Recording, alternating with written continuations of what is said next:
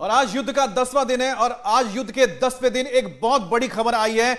क्या दावा किया गया है? जेलेंस्की ने दावा किया है कि अब उन पर हमले की कोशिश की गई है और उनके राष्ट्रपति भवन पर, जहां राष्ट्रपति रहते हैं, उस निवास पर मिसाइल से अटैक किया गया है। जेलेंस्की की ओर से एक वीडियो भी जारी किया गया है जिसमें वो कह रहे हैं कि मैं पूरी तरह से सुरक्षित हूं, मैंने यूक्रेन नहीं छोड़ा है, मैं घर में ही हूं और आखिरी सांस तक मैं लड़ता रहूंगा।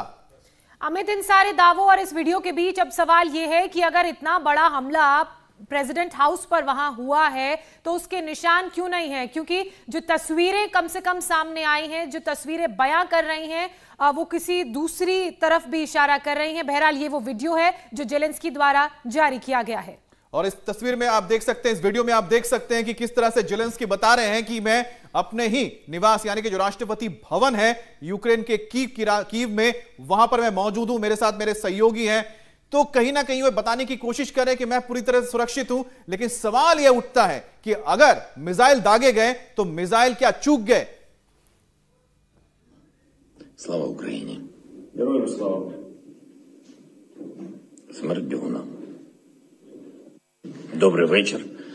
Кожні 2 дні з'являється інформація, що я кудись втік з України, з Києва, з офісу. Ось бачите, я знаходжусь тут, на місці.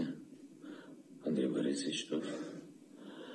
Ніхто нікуди не втік. Ось. घर पर हूं, सुरक्षित हूं और आखिरी सांस तक लड़ूंगा, ये दावा जेलेंस्की द्वारा किया गया है। और त्रिपाठी सर, ये वीडियो भी जारी किया गया है। अब इस वीडियो को देख के और वो जो बाहर उन्होंने बोला कि रॉकेट से हमला किया गया, वो तस्वीर को देख के तो कुछ स्थिति परिस्थिति अलग ही नजर आती है। देखिए, इसमें जोत्सना 2-3 चीजें हो सकती हैं। एक तो जैसे मैंने पहले कहा कि अब इंफॉर्मेशन वॉरफेयर के टाइम में और वैसे भी प्रिसीजन के टाइम में इतनी टेक्नोलॉजी एडवांस हो चुकी है कि आप कहीं भी पिन पॉइंट करके आप किसी को हमला कर सकते हैं। आपको याद होगा कि ओसामा को कैसे मारा गया था, या अमेरिका ने और सुलेमानी को जो मारा था, जो कि ईरान के जो इतने बड़े ऑफिसर थे।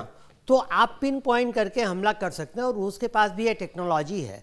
तो अगर रूस चाहता तो इन पे हमला कर देता और सीधे इन्हीं का खात्मा हो जाता, लेकिन वो नहीं हुआ। तो उसके लिए 2 चीज़ें हो सकती, या तो जेलेंस्की खुद ही ये कह रहे हो, ये सारा एक ड्रामा हो, ये दिखाने की कोशिश कर रहे हो कि मैं बहुत बहादुर हूँ, मैं यहाँ पे खड़ा रहूँगा और रूस का निशाना चूक गया।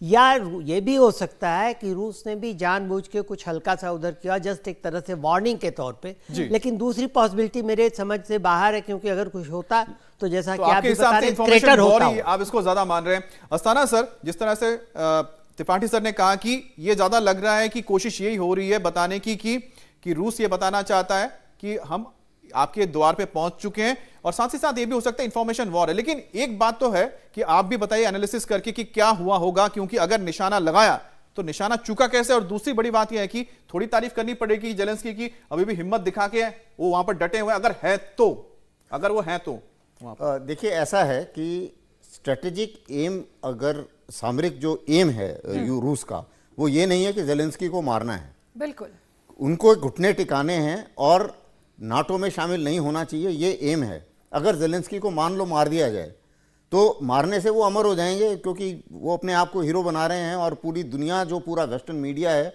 वो भी उनको हीरो बनाने में लगा हुआ है। लेकिन उनके जो हीरोइक्स हैं, ये जो एक्शंस हैं, वो वहाँ के कॉमन आदमी के ऊपर बहुत भारी पड़ रहे हैं, क्योंकि यूक्रेन 30 साल पीछे चला जाएगा किसी भी हालत में।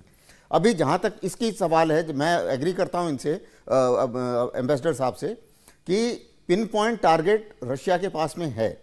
ये जो प्रेसिडेंट पैलेस है, ये कोई सवाल ही नहीं पैदा, उसके 100% उनके पास में सारा डाटा होगा। अगर उन्होंने प्रेसिडेंट पैलेस उड़ाना था तो अब तक उड़ा दिया होता। और जेलेंस्की अगर पैलेस में भी होंगे तो पैलेस के अंदर नहीं होंगे, नीचे इन्होंने बंकर बनाए हुए हैं, क्योंकि जितना समय रूसी सेना को लगा है तैयारी करने में, उतना ही समय यूक्रेन के पास भी है अपनी पूरी तैयारी करने के लिए। बिल्कुल, बात वही है जनरल अस्थाना, मारना होता डे 1 मार देते, तख्ता पलट हो जाता और जो रशिया चाह रहा है वो हो जाता। इतना सब कुछ 10 दिन तक हम ये इस तरह की परिस्थिति और यूक्रेन का 30 साल पीछे चले जाने वाला हालात और हाल नहीं देखते। इसी बीच अमित, एक और बड़ी खबर आपके पास है। बिल्कुल, जेलेंस्की का एक बयान भी सामने आया है जिसमें राष्ट्रपति भवन पर हमले के बारे में बता रहे हैं। यूक्रेन के राष्ट्रपति के भवन के पास बताया जा रहा है कि मिसाइल से हमला किया गया है। राष्ट्रपति राष्ट्रपति भवन के पास मिसाइल के कुछ टुकड़े भी देखे गए हैं। जेलेंस्की ने कहा है कि रूस बार बार उन्हें मारने की कोशिश कर रहा है, लेकिन फिलहाल वो जिंदा है और साथ ही साथ वो कीव में ही मौजूद है। और यूक्रेन के राष्ट्रपति जेलेंस्की पर अब तक 4 बार हमले हो चुके हैं। हमलों के बीच जेलेंस्की के यूक्रेन छोड़कर जाने की भी खबरें आई थी, लेकिन अब जेलेंस्की ने एक नया वीडियो जारी किया जो हमने आपको दिखाया है, जिसमें उन्होंने कहा कि मैं सुरक्षित हूं। वो एक यूनिफॉर्म में भी नजर आ रहे हैं और उनका कहना है कि मैं यूक्रेन छोड़कर बाहर नहीं जाऊंगा। और आपको हम वो तस्वीरें भी दिखा रहे हैं कि किस तरह से कीव पर हमले हो रहे हैं। इसी बीच और बड़ी आ रही है कीव और चेर्नोहिव में एयर सायरन बजा है। कीव में लोगों को शेल्टर में, बंकर्स में जाने के लिए अलर्ट किया गया है। इस एयर सायरन के बजने का मतलब खतरा मंडरा रहा है आसमान में। आप लोग घरों से निकलकर बंकर्स में चले जाएं, बाहर हैं तो भी बंकर्स में, शेल्टर होम में चले जाएं। कीव पर रूस की सेना का यह जबरदस्त हमला और उससे पहले इस तरह का ये एयर सायरन बजना। अस्ताना सर, जिस तरह से हम देख रहे हैं कि अब जो चार्निव जो शहर है बहुत ही हम कह सकते हैं कि कीव के बेहद करीब है, क्या वहां से एक और सप्लाई लाइन खोलने की कोशिश हो रही है रूस की ओर से? देखिए, जो सप्लाई लाइन इन्होंने बनाई है, जाहिर है कि एक से ज़्यादा सप्लाई लाइन होंगी, क्योंकि एक ही सप्लाई लाइन के ऊपर और एक ही जो लाइन ऑफ कम्युनिकेशन है उसके ऊपर डिपेंड नहीं किया जा सकता। तो कीव में हमले के लिए क्योंकि ज़्यादा तादाद में साजो सामान की ज़रूरत पड़ेगी और उनको मेंटेन करने की जरूरत पड़ेगी और कीव में टाइम लगेगा। आप याद कीजिए, ढाका में भी हमें बहुत टाइम लगा था। तो जो कई लोग बोल रहे हैं कि ये हमला क्यों कर रहे हैं, देरी क्यों कर रहे हैं, अगर आप अपने आप को 71 में ले जाएं, हमें भी 16 दिन लगे थे उसको कैपिटलाइज करने में।